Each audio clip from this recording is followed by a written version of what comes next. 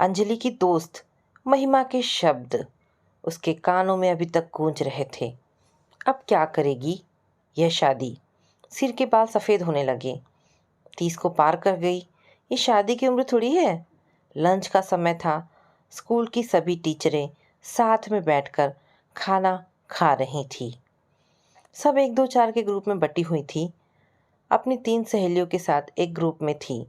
औरतों की जैसी आदत होती है, खाते समय भी चुप नहीं रह सकती। सभी बातें कर रही थी, अपनी क्लास के बच्चों से लेकर प्रिंसिपल व सहकर्मी टीचरों तक की, घर से लेकर पति, बच्चों और सास तक की बातें कर रही थी। अंत में हमेशा की तरह बात घूमकर अंजलि के ऊपर आकर टिक गई। स्नेहा ने कहा, अंजलि, तू कुछ नहीं बोल रही है? क्या बोले बेचारी, शादी तो की नहीं, ना बच्चा, ना पति, ना सास, ननद। किसकी बुराई करे बेचारी, पता नहीं कब करेगी शादी। उम्र तो निकलती जा रही है। सपना ने सहानुभूति दिखाते हुए कहा। तभी महिमा ने व्यंग्यात्मक लहजे में कहा था, अब क्या करेगी ये शादी? उसके ये वाक्य अंजलि के कानों में गर्म लोहे की तरह घुसते चले गए थे। पहले ही कम बोलती थी, महिमा के वाक्यों ने तो उसके दिल पर पत्थर रखकर मुंह पर ताला जड़ दिया था।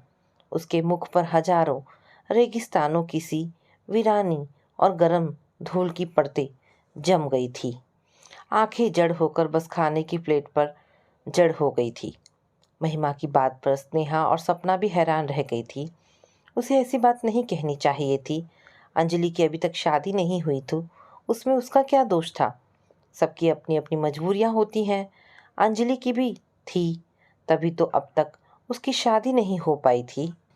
वे चारों हम उम्र थी, सहकर्मी थी, परंतु उनमें अकेली अंजलि ही अविवाहिता थी। बाकी तीनों न केवल शादीशुदा थी, बल्कि तीनों के बच्चे भी थे। उनके बीच घर परिवार और शादी को लेकर बातें होती ही रहती थी। सभी अंजलि को शादी करने की सलाह देती रहती थी, परंतु इतनी तल्ख बात आज से पहले कभी किसी ने नहीं की। अंजलि अंतर्मुखी स्वभाव की थी, कम बोलती थी, अपना दुख दर्द भी किसी से नहीं बांटती थी। उस दिन भी महिमा की तल्ख बात का उसने कोई जवाब नहीं दिया, परंतु उसका दिमाग सनसना गया था। क्या अब उसकी शादी नहीं होगी? क्या वह बूढ़ी हो गई थी? बाल पकना क्या बुढ़ापे की निशानी है? आज तक उसने किसी लड़के से दोस्ती नहीं की। प्यार करना तो बहुत दूर की बात थी। पारिवारिक संस्कारों और अंतर्मुखी स्वभाव के कारण वह लड़कों से खुलकर बात नहीं कर पाई। वह सुंदर थी। कई लड़के उसके जीवन में आए, उससे प्रेम निवेदन भी किया। उसने उनका प्यार स्वीकार भी किया, परंतु जब लड़के एक सीमा से आगे बढ़कर उसे बिस्तर पर लिटाना चाहते, वह भाग खड़ी होती। ये सब शादी के बाद। वह कहती तो लड़के उसे घमंडी, दकियानूसी और बेवकूफ़ लड़की समझकर छोड़ देते। लिहाजा 30 वर्ष की उम्र तक उसका कोई स्थायी बॉयफ्रेंड न बन सका जिसके साथ वह घर बसाने की बात सोच सकती। अब तो कम उम्र के लड़के उससे दूर भागने लगे थे और उसकी उम्र के दायरे वाले आदमी शादीशुदा थे। मम्मी भी उसकी शादी के बारे में नहीं सोचती थी। इसमें मम्मी का दोष नहीं था। वह डरती थी कि शादी के बाद अंजलि जब अपने घर चली जाएगी तो किसके सहारे जीवन व्यतीत करेंगी। उनकी जीविका का कोई साधन नहीं था, जबकि उनका लड़का नीरज था और उसकी पत्नी थी। दोनों मम्मी के साथ पुश्तैनी घर में रहते थे। उसके भाई नीरज को पापा की जगह पर अनुकंपा के आधार पर नौकरी भी मिली हुई थी। पापा के घर में मम्मी के साथ रहता था, परंतु अपनी सैलरी का एक पैसा भी मम्मी को नहीं देता था। मम्मी का गुजारा उनकी पेंशन और अंजलि की कमाई से चलता था। एक ही घर में 2 परिवार रहते थे, मम्मी, बेटी अंजलि और बेटा नीरज और बहू राधा। कैसी विडंबना थी। मम्मी किस तरह अंजलि के साथ भेद करती है और नीरज को महत्व देती है। यह पहली बार अंजलि को तब पता चला जब उसके पापा की मृत्यु हुई। वह सरकारी सेवा में ग्रुप बी में ऑफिसर थे और रिटायरमेंट के पहले ही उनकी मृत्यु हो गई थी। ग्रेचुइटी, इंश्योरेंस, जीपीएफ आदि का कुल 30 लाख के लगभग मिला था। सारा पैसा मम्मी ने मंथली इनकम स्कीम में डाल दिया था। 30,000 के लगभग मम्मी की पेंशन बंधी थी, कम नहीं थे। बाप की जगह पर जब अनुकंपा के आधार पर नौकरी की बात आई तो सबने यही सलाह दी कि बेटी अंजलि ये नौकरी कर लेगी। वह 23 वर्ष की थी और ग्रेजुएट थी। आसानी से उसे ग्रुप सी की नौकरी मिल जाती और उसका भविष्य संवर जाता। नीरज छोटा था और उसका ग्रेजुएशन भी पूरा होने में 1 साल बाकी था। ग्रेजुएशन के बाद भविष्य में वह कोई अच्छी जॉब पा सकता था। सबकी बातें सुनने के बाद मम्मी ने अपना फैसला सुनाया। अंजलि पापा की जगह नौकरी करेगी तो हमें क्या मिलेगा? एक दिन वह शादी करके ससुराल चली जाएगी, उसकी सैलरी ससुराल वालों को जाएगी। नीरज को पढ़ लिख कर भी जॉब नहीं मिली तो उसका क्या होगा?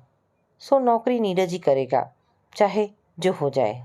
लोगों ने बहुत समझाया परंतु मम्मी अपने फैसले से नहीं डिगी। विभाग में आवेदन किया तो उन्होंने नीरज की कम उम्र और शिक्षा को लेकर प्रश्न खड़े कर दिए। मम्मी ने बड़े अधिकारी से मिलकर बात की तो उन्होंने रास्ता सुझाया कि वे नीरज के ग्रेजुएशन तक इंतज़ार कर सकते थे। लिहाजा मामला 1 साल तक अधर में लटका रहा। जब नीरज का ग्रेजुएशन हो गया और वह 21 साल का हो गया तो उसे पिता के स्थान पर नौकरी मिल गई। सब कुछ व्यवस्थित हो गया तो एक पारिवारिक महिला सुधा जी ने अंजलि की मम्मी शिल्पा जी को सलाह दी। शिल्पा बहन, बेटे को नौकरी मिल गई है, आपको पेंशन मिल रही है। अंजलि ग्रेजुएशन करके घर में बैठी है, अब उसकी शादी कर दो। शिल्पा को सुधा जी की बात नागवार गुजरी। गहरी सांस लेकर कहा, अभी कहाँ से कर दे? नीरज की अभी अभी नौकरी लगी है, कुछ जमा पूंजी हो तो करे। सुधा जी ने हैरानी से कहा, क्या बात करती हो बहन, भाई साहब का पैसा कहाँ चला गया? उसको अंजलि की शादी में खर्च कर देंगे तो बुढ़ापे में मुझे कौन पूछेगा? बेटा और बेटी दोनों की शादी करनी है, परंतु नीरज कुछ कमाकर जोड़ ले तो सोचूंगी। तब तक अंजलि भी कोई ना कोई जॉब कर लेगी। आज के ज़माने में एक आदमी की कमाई से घर कहाँ चलता है? बात तो ठीक है परंतु जवान बेटी समय पर घर से विदा हो जाए तो मम्मी की सारी चिंताएं खत्म हो जाती हैं, वरना हर समय लांछन का दाग लगाने का भय सत्ता रहता है। बहन, सच्ची बात कहूँ, शिल्पा ने नाराज़गी के भाव से कहा, दूसरों की मैं नहीं जानती परंतु मेरी बेटी अंजलि बहुत सीधी है। मैंने उसे ऐसे संस्कार दिए हैं कि मरती मर जाएगी परंतु गलत काम नहीं करेगी। मजाल है कि रास्ते चलते किसी लड़के की तरफ निगाह उठाकर देख ले। सुधा जी ने मन ही मन सोचा, लगता है शिल्पा ने जमाना नहीं देखा है, कितना बदल गया है। लड़के लड़कियां किस तरह खुले आम इश्क फरमाते घूम रहे हैं। लगता है समाज में नैतिकता और मर्यादा की सारी सीमाएं टूट चुकी हैं। अंजलि कब तक जमाने की बदबूदार हवा से अपनी नाक बंद करके रखेगी? जवानी की आग जब शरीर को जलाने लगती है तो बड़े बड़े लोगों की दृढ़ प्रतिज्ञा तिल के समान जल जाती है। सुधा जी ने शिल्पा को आगे समझाना सही नहीं समझा। अंजलि के पास कोई चारा नहीं था। भाग दौड़कर उसने एक प्राइवेट स्कूल में जॉब कर ली। सैलरी बहुत ज़्यादा नहीं थी परंतु घर में बैठने से तो ये बेहतर था कि वह काम कर रही थी, अनुभव प्राप्त कर रही थी। इधर उसने बीएड का फॉर्म भर रखा था। चयन होने पर 1 साल की ट्रेनिंग पर चली गई। ट्रेनिंग पूरी होते ही उसे उसी स्कूल में अच्छी सैलरी पर टीचर की नौकरी मिल गई। अंजलि के जीवन में खुशियाँ थी परंतु प्यार नहीं। उसका कोई बॉयफ्रेंड नहीं था। इसकी कोई चाहत भी उसके मन में नहीं थी। वह चाहती थी कि जल्दी से जल्दी विवाह बंधन में बंध जाए, पति के घर चली जाए। उसके जीवन में प्यार और खुशी के अनमोल मोती बरसेंगे तब। परंतु मम्मी को तो जैसे उसके विवाह की कोई चिंता ही नहीं थी। उसके रिश्ते आते तो अनमने ढंग से बात सुनती और मना कर देती, परंतु बेटे की शादी की चर्चा बहुत लगन से करती। कोई रिश्ता आता तो खोद खोद करके जानकारी लेती। परिवार कैसा है, लड़की सुंदर है, पढ़ी लिखी है और सबसे मुख्य बात पूछना ना भूलती, दहेज कितना मिलेगा। जब भी घर में कोई अड़ोसी पड़ोसी या रिश्तेदार आता केवल नीरज की शादी की बात होती। वह तो जैसे घर की बेटी ही ना थी। वह बस एक पैसा कमाने की मशीन और घर का काम करने वाली नौकरानी थी। घर के सारे खर्च भी उसी की सैलरी से चलते। नीरज अपनी सैलरी की एक पाई भी मम्मी के हाथ पर ना धरता, ना कोई हिसाब देता, बस अपने शौक पर खर्चा करता या बैंक में जमा करता। मम्मी भी अपनी पेंशन का पैसा कभी कभार ही बैंक से निकालती। अंजलि मम्मी और नीरज के होते हुए भी अपने ही घर में एक उपेक्षित सा जीवन व्यतीत कर रही थी। दहेज के लालच में मम्मी ने नीरज की शादी एक अमीर परिवार की लड़की राधा के साथ तय कर दी। पता नहीं शिल्पा के मन में क्या था। बड़ी बेटी कुंवारी बैठी थी और उससे 3 साल छोटे भाई की शादी तय कर दी थी, क्योंकि अच्छा खासा दहेज ला रही थी।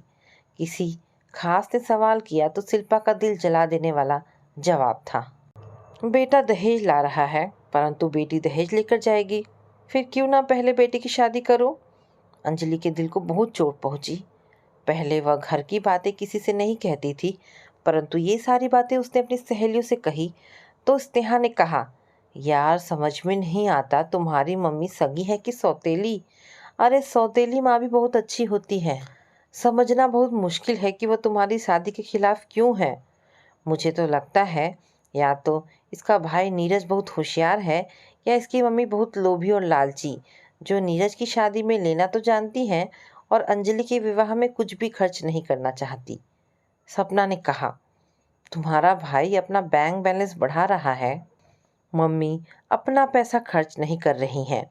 अंजलि तुम बहुत बड़ी बेवकूफ़ हो। कल तुम्हारी भाभी घर में आएगी तो पूरे घर में उसका राज होगा। तुम्हारी हैसियत एक नौकरानी से भी बदतर हो जाएगी। मेरी सलाह मानो, तुरंत बैंक में अपना अकाउंट खोल लो और बुरे दिनों के लिए कुछ बचा कर रखो। स्नेहा ने उसे सही सलाह दी। तभी महिमा ने कहा, और मेरी मानो तो ये सती सावित्री का चोला उतार कर फेंक दो।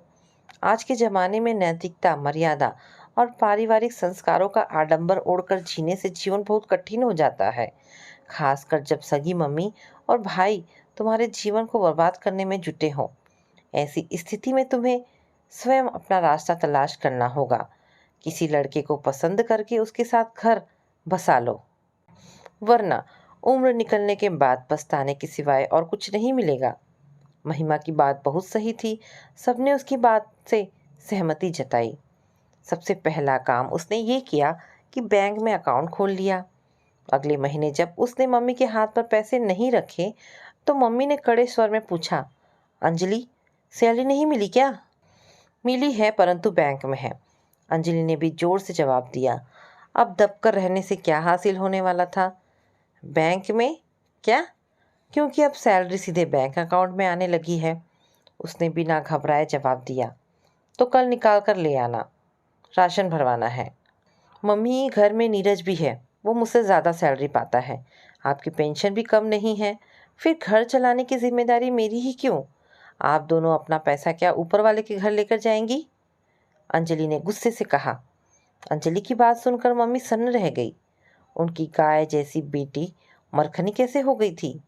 यह उसकी सहेलियों के समझाने का असर था, परंतु मम्मी की समझ में नहीं आया। उन्होंने कांपती आवाज़ में पूछा, ये कैसी बातें कर रही है तू? क्या तू इस घर की सदस्य नहीं है? मेरी बेटी नहीं है? आपने मुझे अपनी बेटी माना ही कहाँ है? जब से होश संभाला है नीरज को तवज्जो दी जा रही है। मुझसे 3 साल छोटा है, लेकिन शादी आप उसकी पहले कर रही हैं। ध्यान रखना कहीं आपके संस्कार धूल में ना मिल जाए। क्या मतलब है तेरा? मतलब आप अच्छी तरह समझती हैं, कोई भी लड़की जीवन भर अनुचित अनुशासन और बंधन को स्वीकार नहीं कर सकती। एक ना एक दिन वो बंधन तोड़कर बरसात के पानी की तरफ बह जाएगी। तब आप पारिवारिक मर्यादा का ढोल पीटती रहना। मम्मी की बोलती बंद हो गई। अंजलि बेचारी आज कितनी हिम्मत से इतना सब बोल पाई थी, वरना तो उसके मुंह में जैसे जबान ही ना थी। उसकी सहेलियों ने उसे खूब सिखाया पढ़ाया था, मम्मी से खुलकर बात करने के लिए कहा था, तभी आज वह इतना कुछ बोल पाई थी। परंतु अब डर रही थी कि मम्मी का पता नहीं कौन सा रूप देखने को मिले। परंतु मम्मी ने भी उससे कोई बात नहीं की और कई दिनों तक सामान्य व्यवहार किया। शायद उनके मन में भी डर बैठ गया था कि अंजलि कोई गलत कदम ना उठा ले और परिवार की मर्यादा तोड़कर किसी लड़के के साथ भाग ना जाए। अंजलि ने मम्मी के सामने बगावत के तेवर जरूर दिखाए थे, परंतु आने वाले दिनों में उसका कुछ असर दिखाई नहीं दे रहा था। सब कुछ पहले की तरह चलता रहा। हाँ, 2 महीने के बाद नीरज की शादी हो गई और अंजलि की छोटी भाभी राधा घर में आ गई। सहेलियां उसे बीच बीच में उकसाती रहती थीं और किसी लड़के से प्यार कर ले, परंतु अब कोई लड़का उसकी तरफ आकर्षित ही नहीं होता। उसके चेहरे पर गंभीरता के कारण बड़ी उम्र की परिपक्वता झलकने लगी थी। उसके पास भी इतना साहस ना था कि स्वयं किसी लड़के या पुरुष को अपनी तरफ आकर्षित करने का प्रयास कर सके। वह इतनी संकोची थी कि किसी भी व्यक्ति से बात करते समय उसकी जबान जैसे तालू से चिपक जाती थी। कुछ साल और बीत गए। अंजलि अब 30 की हो चुकी थी। अब वह लड़की कम, औरत ज़्यादा लगती थी। वो मन ही मन दुखी रहने लगी थी। मम्मी ने तो जैसे ठान लिया था कि उसकी शादी तो दूर, शादी की बात भी ना करेंगी। इस बीच सहेलियों के उकसाने के बावजूद वह किसी के प्यार में गिरफ्तार ना हो सकी। स्कूल में भी कई कुंवारे टीचर थे, परंतु किसी के साथ उसका टाका ना भिड़ सका। और आज महिमा ने ऐसी बात कह दी थी कि वह दुख के अथाह समंदर में डूब गई थी।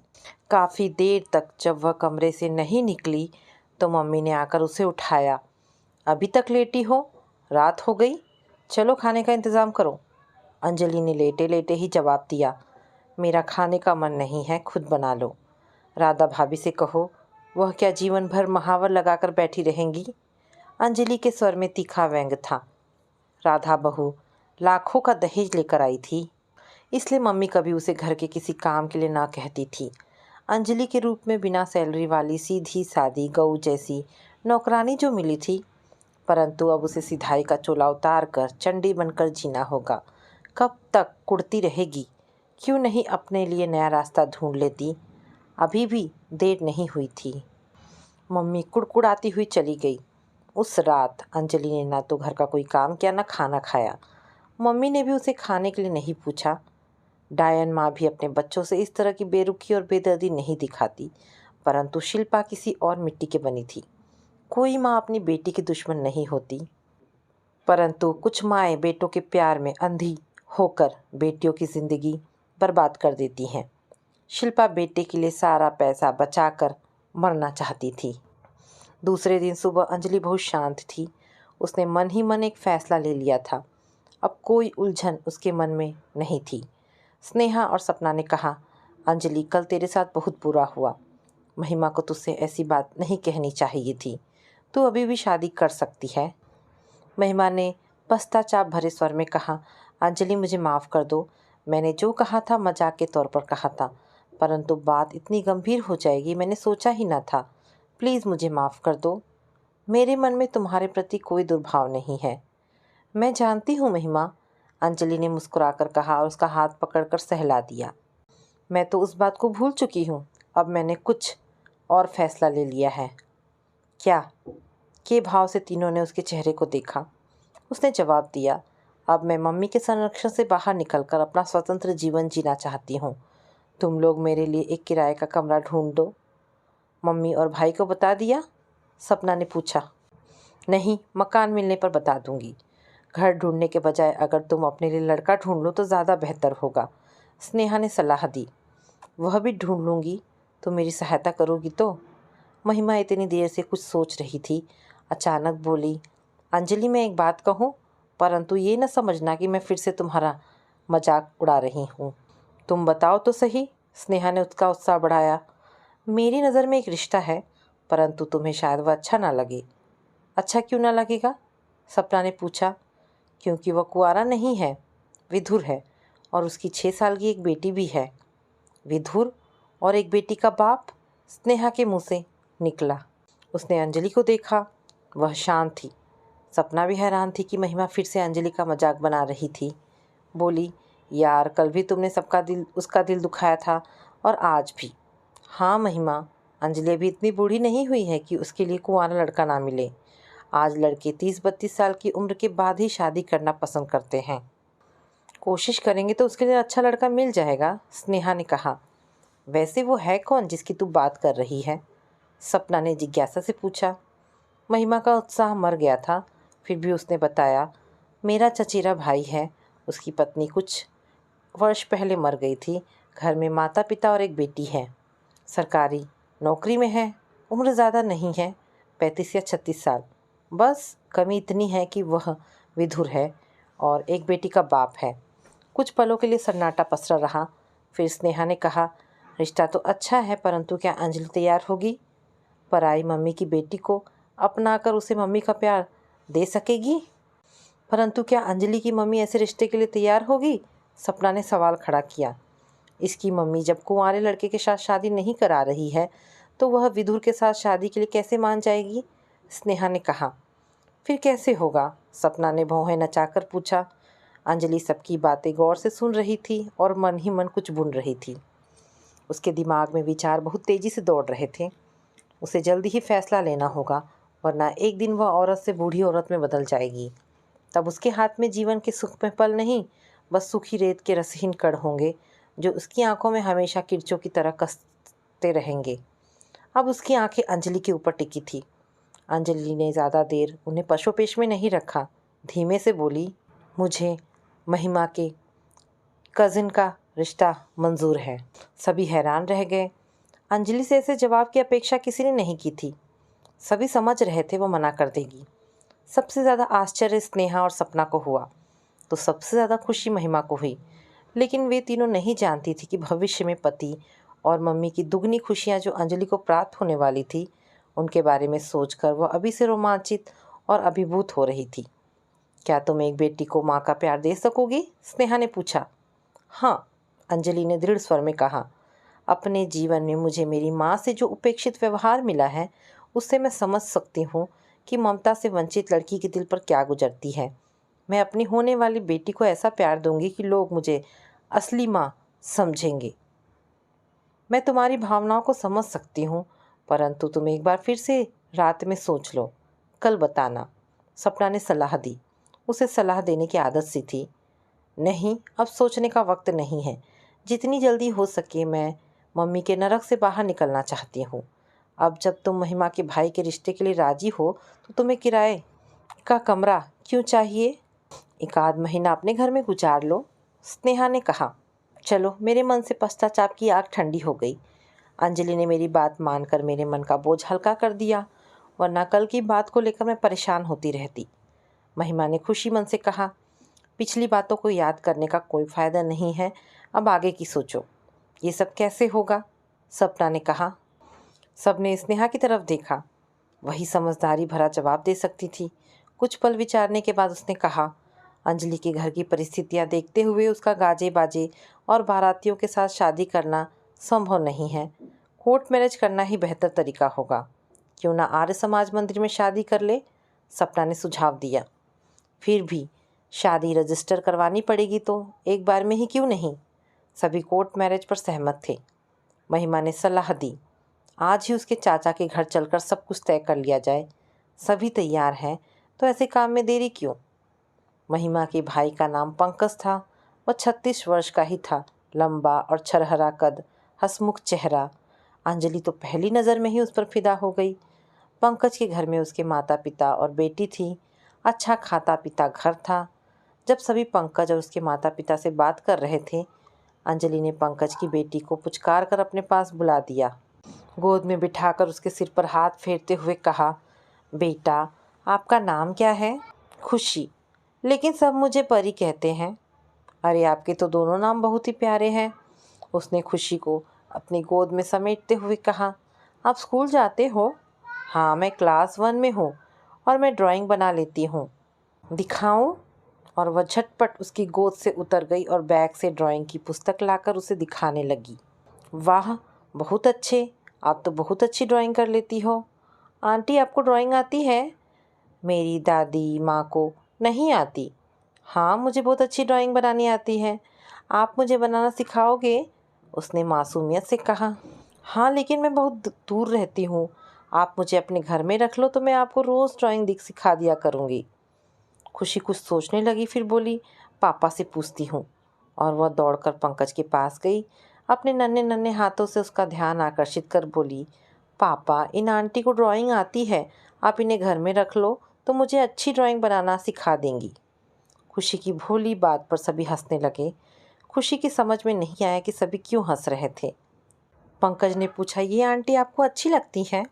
हाँ पापा, आप इन्हें अपने घर में ले आओ। ठीक है बेटा, आप जैसा कहोगे। उस दिन अंजलि को ज़िंदगी की सारी खुशियाँ मिल गई थी। खुशियों के उड़न खटोलों में उड़ती हुई जब वह घर पहुंची, तो शिल्पा रौद्र रूप लिए उसका इंतज़ार कर रही थी। आवाज़ में कोई प्यार, ममता और दुलार नहीं, बल्कि सौतेली माँ जैसा व्यवहार। कहाँ से मुंह काला करके आ रही है? अंजलि के मन में आनंद का सागर लहरा रहा था।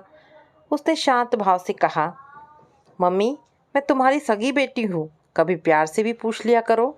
इतनी देर कहाँ कर दी? उनकी आवाज़ की तल्खी कम नहीं हुई थी। अंजलि ने सोचा बता ही दूँ, एक दिन बताना ही तो है। बोली, मम्मी, होते हुए भी जो जिम्मेदारी आपको निभानी चाहिए थी वो मेरी सहेलियां निभा रही हैं, इसलिए देर हो गई। क्या मतलब? मम्मी ने भौहें ऊंची करके पूछा। उनकी समझ में सचमुच कुछ नहीं आया था। अपने लिए लड़का ढूंढने गई थी, अंजलि ने साफ साफ बता दिया। सुनकर मम्मी के तोते उड़ गए। कानों पर विश्वास नहीं हुआ। फटी आंखों से उसे देखती रही, फिर बोली, तुम्हारी शादी के लिए पैसा कहाँ से आएगा? क्यों, पापा के निधन के बाद जो पैसा मिला था वो कहाँ गया? उसमें मेरा भी तो आधा हिस्सा है। उसके बारे में सोचना भी मत, शिल्पा ने चेतावनी देते हुए कहा। तुम भले ही घर से भागकर शादी कर लो, परंतु उस पैसे के बारे में सोचना भी मत। नीरज नया घर खरीद रहा है, उसके लिए पैसे बचा कर रखे हैं। अंजलि के मुंह में ढेर सारी कड़वाहट खुल गई। मुंह पर थू का भाव लाते हुए बोली, यही तो आप चाहती थी कि मैं कहीं भाग जाऊं, परंतु बचपन में ऐसे संस्कार ही नहीं दिए। बेटी को अनिच्छा से पालना और बड़ा करना, फिर उसे पर्दों में बंद करके रखना ताकि कहीं मुंह काला करके परिवार की झूठी मर्यादा को मटिया मेल ना कर दे, यही आप जैसी माँओं ने सीखा है। आपकी इसी गंदी सोच ने देश की बेटियों का भविष्य गर्त कर रखा है। मम्मी, आप चिंता ना करो, आपके पति और बेटे की कमाई का मुझे एक ढेला भी नहीं चाहिए। जिंदगी में खुशियों से बढ़कर कुछ नहीं होता। आपका पैसा मेरे किस काम का, जब मेरी जिंदगी में पति, परिवार और बच्चे का सुख नहीं है। सोच कर देखिए, अगर आपके माँ बाप आप जैसी सोच के होते और आपकी शादी न करते तो आप भाई के घर में कैसा महसूस करती और कैसा जीवन बिताती? अंजलि आज बहुत कुछ बोल गई थी। शिल्पा को जैसे लकवा मार गया था। अंजलि ने जैसे अंतिम प्रहार करते हुए कहा, आप नीरज को राजमहल बनवा कर दीजिए, वो आपका और परिवार का नाम रोशन करेगा। बेटियां केवल दुख देती हैं तो मम्मी, बस एक आध महीना तुम्हें और दुख दूंगी, इसके बाद मैं चली जाऊंगी। झोपड़ी के अंधेरे में रह लूंगी, लेकिन तुम्हारे महल की जगमगाहट देखने कभी नहीं आऊंगी। कहते कहते अंजलि का गला भर आया, आंखों में आंसू झिलमिलाने लगे। वह मुंह घुमाकर कमरे के अंदर चली गई। शिल्पा जैसे पत्थर की हो गई, परंतु उसके अंदर भी कुछ घुमड़ रहा था जो बाहर निकले के लिए बेताब था। अंजलि ने उनके अंतर्मन को हिलाकर रख दिया था और वो सोचने के लिए मजबूर हो गई थी, कहीं ना कहीं उनसे बहुत बड़ी गलती हुई थी। बेटे के मोह में कोई इतना अंधा नहीं होता कि बेटी को बिल्कुल उपेक्षित कर दे, उसका भविष्य बर्बाद करके उसे नाटकीय जीवन व्यतीत करने के लिए मजबूर कर दे। अंदर से घुमड़ कर जब उनकी आंखों से आंसू बह निकले तो उनकी चेतना लौटी। वह लगभग भागकर कमरे में गई और अंजलि को अपने बाहों में भरकर बोली, अंजलि बेटी, मुझे माफ़ कर दे, मैं तेरी अपराधिनी हूँ। ये क्या कर दिया मैंने तेरे साथ, लेकिन अब तू चिंता मत कर, मैं तुझे इस घर से गाजी बाजी के साथ विदा करूँगी, तेरे पसंद के लड़के के साथ। फिर वह रोने लगी। अंजलि भी अपनी माँ के सीने से लगकर फफक फफक कर रो पड़ी। दोनों को ही पता नहीं था कि वे दुख से रो रही थी कि खुशियों के अतिरेक से। उन्हें बस इतना पता था कि उनके चारों तरफ धवल ज्योत्सना बिखरी पड़ी थी, जिसने सबके मन के विष को धो दिया था। तो दोस्तों, ये कहानी यहाँ पर समाप्त होती है। आशा करती हूँ कहानी पसंद आई होगी। अगर कहानी पसंद आई है तो प्लीज़ इसे लाइक एंड शेयर करें। दोस्तों, ऐसी ढेरों पारिवारिक और शिक्षाप्रद कहानी सुनने के लिए मेरे चैनल को प्लीज़ सब्सक्राइब करें। धन्यवाद दोस्तों।